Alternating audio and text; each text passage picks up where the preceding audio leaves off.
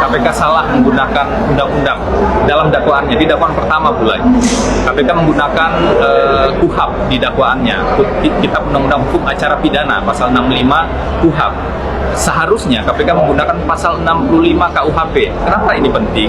Karena pasal 65 KUHP itu bunyinya adalah hak yang diberikan pada tersangka atau terdakwa untuk mengajukan saksi atau ahli yang meringankan. Nah, pasal 65 KUHP inilah yang dilanggar oleh KPK pada saat proses penyidikan karena tim kuasa hukum mengajukan ahli pada saat itu, ahli meringankan, tapi kemudian tidak digubris dan perkara secara tergesa-gesa dilimpahkan ke pengadilan. Hal yang kedua yang mungkin juga perlu disampaikan adalah harusnya dakwaan ini konsisten soal fakta, tapi ternyata fakta di dakwaan Wahyu Setiawan pada tanggal 17 Desember 2019 itu berubah drastis. Terkait apa? Jadi peristiwa 17 Desember 2019 yang ada di dakwaan KPK pada Wahyu Setiawan adalah Harun Masiku memberikan uang pada Saiful Bahri 400 juta.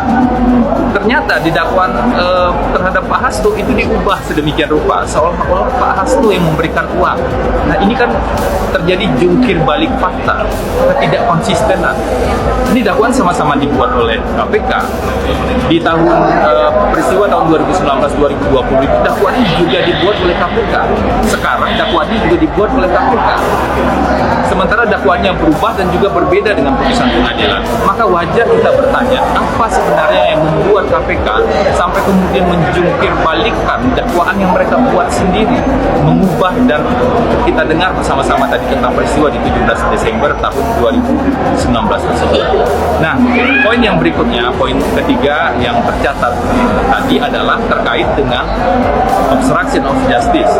Dikatakan bahwa dituduhnya Pak Hasto sudah memerintahkan Nur Hasan untuk menghubungi Harun Masiku. Padahal Nur Hasan sendiri nggak bilang begitu di persidangan sebelumnya yang sudah diuji di bawah sumpah.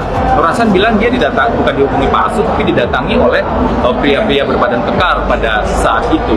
Nah, ini diputar balikan sedemikian rupa, seolah-olah Pak Hasto yang kemudian memberikan tuduhan. Ini tentu saja tidak benar, nanti akan kami challenge secara detail dalam proses berikutnya.